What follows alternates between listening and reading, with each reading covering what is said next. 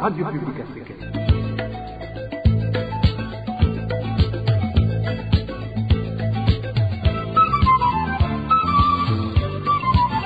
Radio Publique Africaine.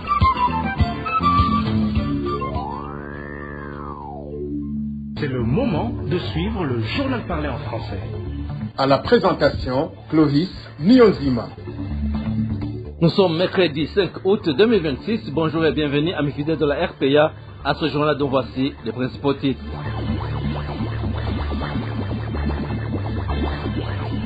Deux personnes ont été brûlées vives à Wukinanyana dans une tragique collision de moto suivie d'un incendie.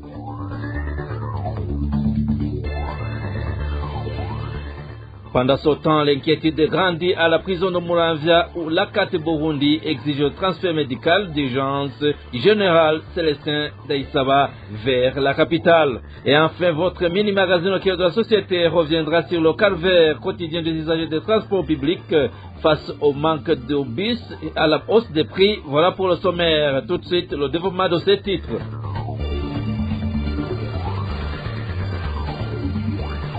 Je vous le disais en titre, drame routier à Wukinanyana où deux personnes ont été brûlées vives et des autres brièvement blessées ce lundi à Kagounouzi, près de l'hôpital communal lors d'une collision entre deux motos suivies d'un violent incendie.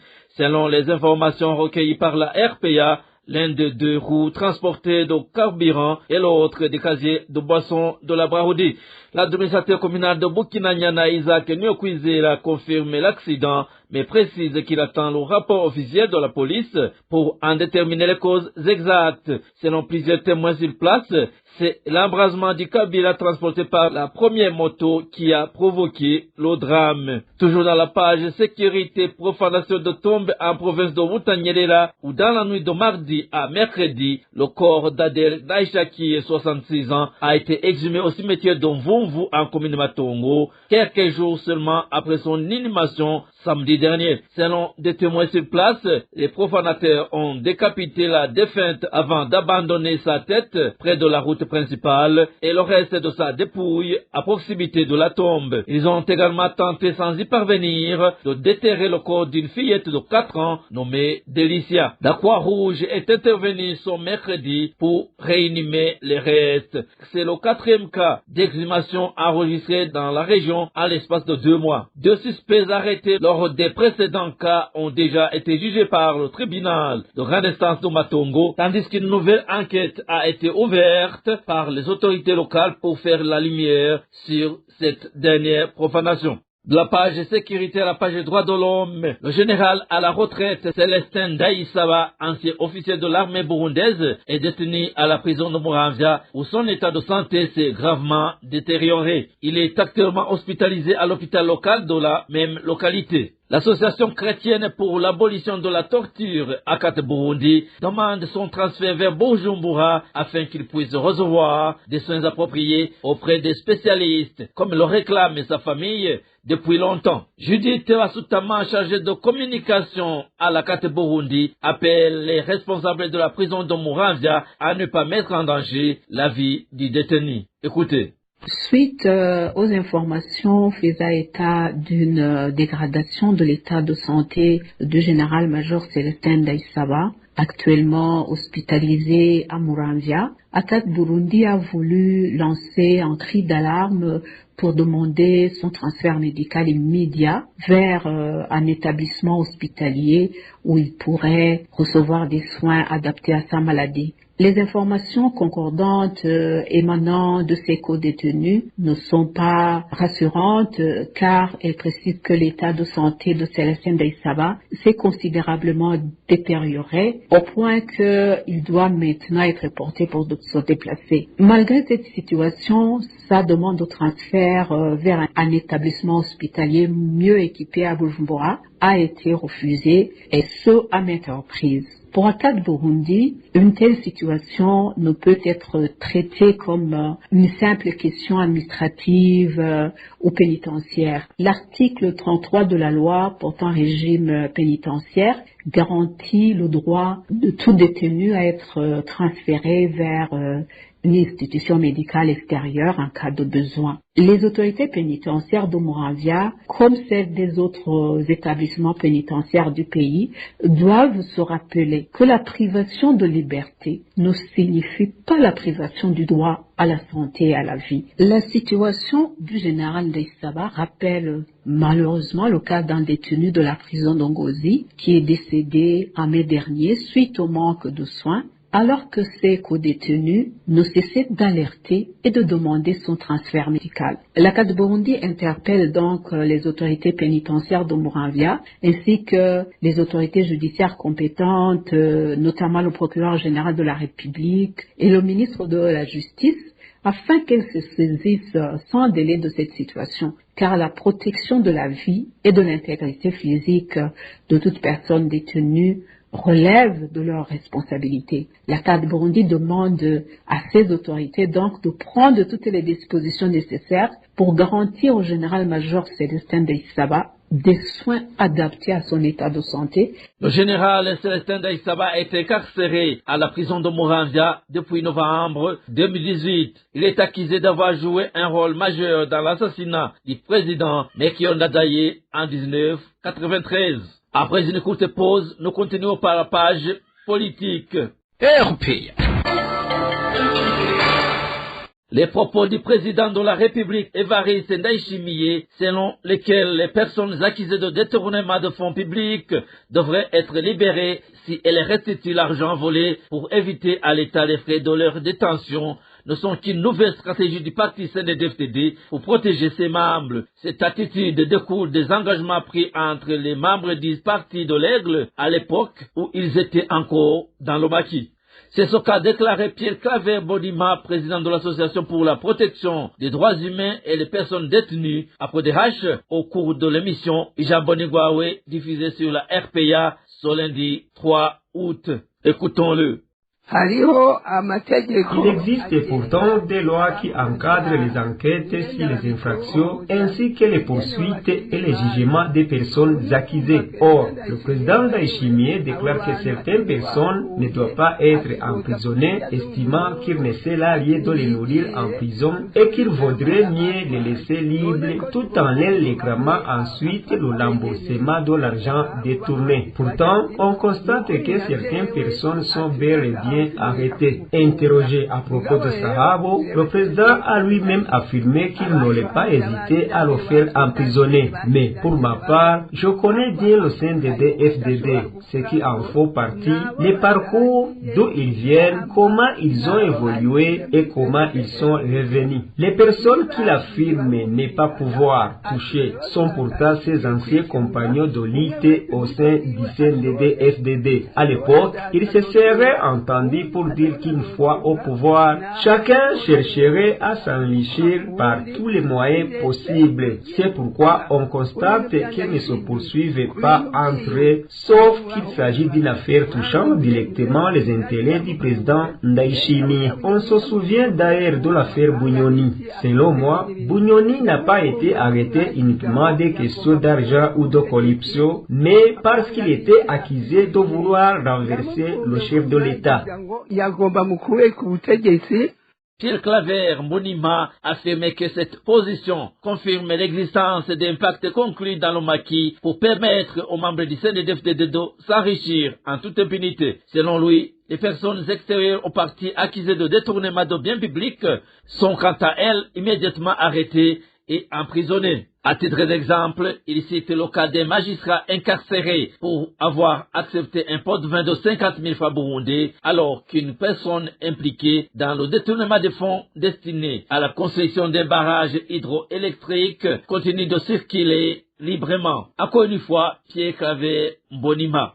À mon avis, il ne s'agit pas d'une crainte du président Ndayishimiye de voir ces personnes continuer à profiter des ressources de l'État. Elles en profitent déjà. Si une personne qui n'appartient pas au CNDD-FDD détourne de l'argent public, elle est poursuivie. Le président lui-même a cité le cas d'une personne emprisonnée pour un détournement de 50 000 francs. Pourquoi cette personne a-t-elle été arrêtée alors que d'autres accusés de faits bien plus graves ne le sont pas. Ces déclarations du chef de l'État sont difficiles à comprendre et très préoccupantes. Elles illustrent, selon moi, la situation actuelle du pays. On se souvient également qu'il avait dénoncé des détournements de plusieurs millions de francs liés à la construction d'un pont et à des projets d'éclairage public. Pourtant, ces affaires sont restées sans suite et les personnes concernées n'ont pas été inquiétées. Dès lors, lorsqu'un chef d'État affirme que les personnes accusées de détournement des fonds publics ne sont pas emprisonnées, on peut avoir le sentiment que les biens de l'État sont désormais livrés à eux-mêmes. Et en page de gouvernance, le problème des retards dans la délivrance du permis de conduire qui persiste depuis près de 3 ans est sur le point d'être résolu. C'est ce qu'a annoncé le colonel Étienne Chitegetse, directeur de la police de la sécurité routière, au cours d'un point de presse animé ce mercredi 5 août. Le colonel Chitegetse a précisé que les usagers en attente de leurs documents n'ont pas besoin de se déplacer. Ils sont invités à patienter chez eux jusqu'à la réception d'un SMS leur indiquant la date exacte à laquelle ils pourront retirer leur permis. Suivez. Je profite de cette occasion pour inviter ceux auxquels nous sommes redevables des permis de conduire de rester sereins, calmes, rester chez eux, rester à leurs activités habituelles. Nous organisons pour la production et la distribution sans qu'il y ait nécessité de la présence ou des attroupements inutiles au sein de notre unité de police de roulage. Comment allons-nous procéder alors? Nous invitons ceux auxquels nous sommes redevables à attendre des messages dans leur téléphone qui leur diront que leurs permis sont produits et que leur diront quel jour faudra-t-il venir les récupérer au bureau numéro 8 le moment venu. C'est-à-dire quoi? Dès que le permis est produit, un message ira immédiatement au propriétaire du permis et à travers son message, il verra le jour où il viendra récupérer son permis. Pas nécessité qu'il vienne s'asseoir ici, attendre, demander qu'on produise son permis, tout ça.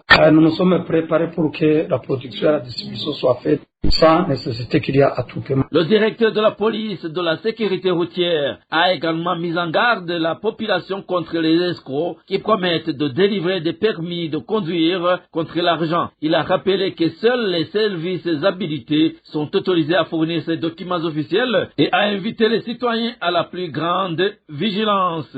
On écoute encore une fois colonel Étienne Chitegetse. Nous souhaitons mettre en garde toutes les personnes qui attendent la délivrance de leur permis de conduire. Cette période peut être exploitée par ces individus mal intentionnés, souvent appelés escrocs, qui prétendent pouvoir accélérer la sortie d'un permis en échange d'une somme d'argent. Nous informons au public que personne n'est en mesure de faire sortir un permis plus rapidement que la procédure normale. Il est donc fortement conseillé de ne remettre de l'argent à aucun intermédiaire qui ferait une telle promesse. Les personnes ayant déjà effectué le paiement et déposé les dossiers sont invitées à patienter jusqu'à la réception du message informant que le permis est prêt. Tous les dossiers sont traités conformément aux procédures en vigueur, sans favoritisme, ni intention, ni intervention extérieure. Nous demandons à chacun de nous laisser accomplir notre travail dans de bonnes conditions et invitons les usagers à suivre uniquement les procédures officielles. Poursuivons notre journal dans la page société. Dans plusieurs communes du pays abritant des positions militaires ou policières, les habitants sont régulièrement sollicités par les autorités locales pour effectuer des travaux au profit des forces de l'ordre. Corvée d'eau, approvisionnement en bois de chauffage ou entretien des postes, les tâches quotidiennes demandées à la population sont variées. Si certains citoyens perçoivent ces contributions comme un devoir civique au service de la nation, d'autres dénoncent un travail forcé et estiment n'avoir pas à exécuter des charges qui ne relèvent pas de leurs obligations. Les détails avec Rémi Nderagakura. Dans la zone de Nyamurenza, sur la colline Nyabikenke, où est implanté un poste de police, les habitants indiquent qu'ils sont régulièrement amenés à puiser de l'eau ou à aider au transport de vivres destinés à ce poste. Ils précisent également que lorsque les points d'eau sont éloignés d'autres postes de police, ce sont les autorités collinaires qui demandent à la population d'aller chercher de l'eau. Les avis des habitants sur cette pratique sont partagés. Certains estiment qu'ils s'exécutent parce que les autorités locales leur demandaient, tandis que d'autres considèrent commissaires qui sont contraints d'effectuer des tâches qui ne relèvent pas de leurs responsabilités sans aucune rémunération. Sur la colline de Tchahi, dans la zone de Guaviriro, commune d'Ongozi, les habitants affirment d'entretenir de bonnes relations avec les militaires. Ils déplorent toutefois le comportement de certains d'entre eux accusés de harceler des femmes et des jeunes filles. À titre d'exemple, les habitants évoquent une adolescente de moins de 18 ans qui aurait été harcelée par un militaire au début de cette semaine. Selon les informations recueillies auprès de la population de cette zone, ce militaire a été placé en détention dans les locaux de la zone de Guaviriro où une enquête est en cours. D'une manière générale, les habitants affirment cohabiter dans de bonnes conditions avec les militaires et les policiers. Ils disent néanmoins rester préoccupés par le comportement de certains membres des forces de sécurité, notamment lorsqu'ils sont sous l'effet de l'alcool ou de substances psychotropes. Selon eux, cette situation peut donner lieu à des insultes, des violences physiques ou encore des violences sexuelles visant principalement les femmes et les jeunes filles. De leur côté, les autorités administratives de communes situées loin de ces centres urbains affirment que, dans l'ensemble, elles ne reçoivent pas de nombreux rapports faisant état de conflits entre la population et les forces de sécurité. Après une courte pause, dernière page de ce journal. RPA. C'est l'heure de votre mini-magazine au cœur de la société. Dans l'émission d'aujourd'hui, nous revenons sur le calvaire quotidien des usagers des transports publics au Burundi, confrontés au manque criant de véhicules et à l'explosion des tarifs. Selon l'ONICOM, toutes ces difficultés qui pèsent sur les citoyens découlent d'un désengagement et d'un manque d'attention de la part de l'État. Le mini-magazine au cœur de la société vous est présenté aujourd'hui par Éloge Divin et Remécha. Au cœur de la société. Au cœur de la société est une émission préparée en synergie par les radios Inzamba, Agateka Kawe, Radio RPA, Idouya Wanyagihugu, ainsi que la radio-télévision Renaissance. Le transport en commun au Burundi est devenu un véritable casse-tête pour les citoyens. Les tarifs exorbitants, la surcharge des véhicules où les passagers sont entassés comme des marchandises, ainsi que les longues heures d'attente figurent parmi les principales préoccupations de la population depuis que le carburant est devenu rare dans le pays. Dans ce mini-magazine au cœur de la société, nous revenons sur les défis qui minent le secteur du transport en commun au Burundi. À la présentation, Éloge Divin Remécha. Bienvenue. Le secteur du transport au Burundi semble désormais abandonné à lui-même. Les transporteurs fixent les prix à leur guise et entassent les passagers bien au-delà des capacités des véhicules sans qu'aucune indemnisation ne soit garantie en cas d'accident. Les citoyens, eux, paraissent résignés. Certains se rendent au travail à pied, ce qui les met en conflit avec leurs employeurs, tandis que d'autres ont déjà perdu leur emploi, faute de pouvoir arriver à l'heure chaque jour. Révérien Vadikamwe nous en dit plus. Les problèmes qui touchent ce secteur du transport de personnes et de marchandises sont apparus de 2021. Ils sont liés à la pénurie du carburant qui n'a cessé de s'aggraver avec le temps. Les autorités continuent pourtant d'assurer à la population que c'est un problème pour lequel elles trouveront une solution. Mais aujourd'hui, 5 ans plus tard, son discours n'a pas changé alors que les difficultés des citoyens ne cessent d'augmenter. C'est ce qui explique que les tarifs de transport ne cessent de grimper. Les conducteurs des véhicules de transport en commun en profitent pour fixer eux-mêmes les prix sans que personne ne les contredise. Ce qui inquiète le plus aujourd'hui, c'est que les règles fixant le nombre de passagers autorisés dans un véhicule ne sont plus respectées. Les propriétaires de véhicules entassent les gens comme du bétail, alors que tous les véhicules sont censés avoir un nombre de places correspondant au nombre de personnes qui seraient indemnisées en cas d'accident. Ce qui est étonnant encore et fait peur aux citoyens, c'est que ces hausses de prix et ces entassements de passagers comme du bétail se font au vu et au su de tous. Les responsables de la sécurité routière regardent, les autorités en sont informées. Les observateurs du secteur pointent du doigt toutes les institutions qui sont censées protéger les citoyens et qui seraient corrompues. L'argent que versent les conducteurs à ceux qui les dépassent les permettrait de donner régulièrement des points de vin aux policiers chargés de la sécurité routière. Certains estimaient que le secteur du transport fait partie des secteurs gangrénés par la corruption au profit de certains éléments de la police et de certains dirigeants du parti au pouvoir. Pour Jean-Louis Mana, porte-parole de l'OLUCOM, cette situation traduit l'absence de l'État, comme l'a récemment reconnu le chef de l'État lui-même. Selon lui, les citoyens sont les premières victimes de cette crise. Le président de la République devrait être le premier à s'en préoccuper, mais il continue d'affirmer que tout va bien. Aujourd'hui, nous remarquons un peu partout les véhicules privés qui ont remplacé les véhicules de transport pour transporter les passagers. Dans ce désordre, nous voyons des personnes qui s'entassent, qui s'assoient les uns sur les autres, même au-dessus de la tête du chauffeur. Vous trouverez à côté du chauffeur des personnes qui s'assoient, raison pour laquelle les accidents sont multiples. Alors, on peut se demander qui est responsable en cas d'accident, parce que la police de roulage est devenue quasiment inexistante. Aujourd'hui, tout cela se manifeste face à l'assistance impuissante du gouvernement. On dirait qu'il n'y a plus de l'État comme le chef de l'État l'a proclamé récemment. Le gouvernement n'est plus, le ministère en charge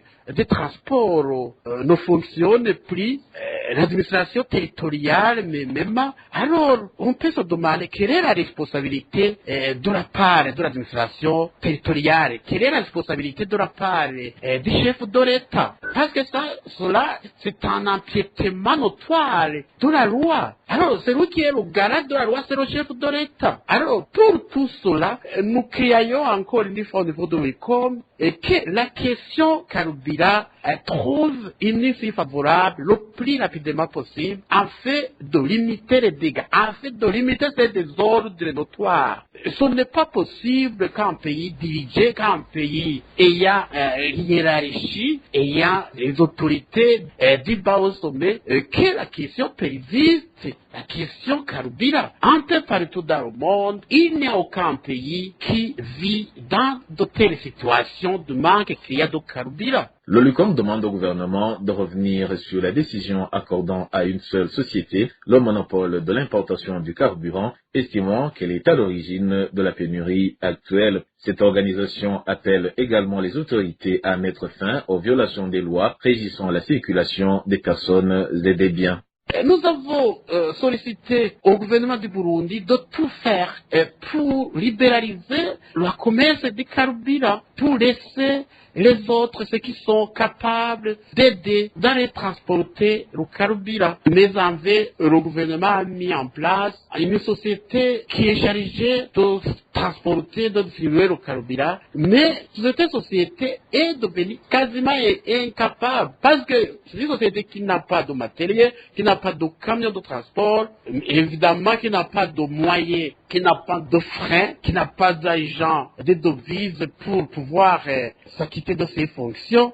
Donc, la question carburant est devenue une monnaie courante, est devenue quasiment impossible sur le territoire burundais. Alors, nous interpellons à tout un chacun de ce soir, si cette question a fait de contraindre le gouvernement burundais de trouver rapidement et obligatoirement la solution adéquate pour la question surtout de transport. Aujourd'hui, pour aller à Gitega, pour aller à Ngozi, pour aller dans n'importe quel coin du pays, on paye énormément de frais. Il n'y a plus de prix de transport. C'est un désordre un peu partout sur tout le territoire national. On peut se demander où se trouve le président Ndayishimiye et qui est chargé de veiller à la stabilité du pays. On peut se demander où s'est caché le gouvernement de la République du Burundi. Quelle est l'importance du ministère ayant le transport dans ses attributions aujourd'hui?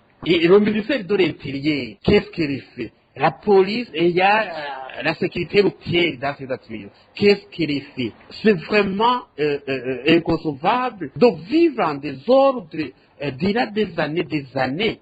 C'est vraiment inconcevable. Et il faut que tous les Burundais se lèvent pour dire non à ces désordres incessants. C'est sur ces propos que s'achève notre mini-magazine au cœur de la société. Merci de votre fidélité. Rendez-vous mercredi prochain pour une nouvelle édition. Au revoir.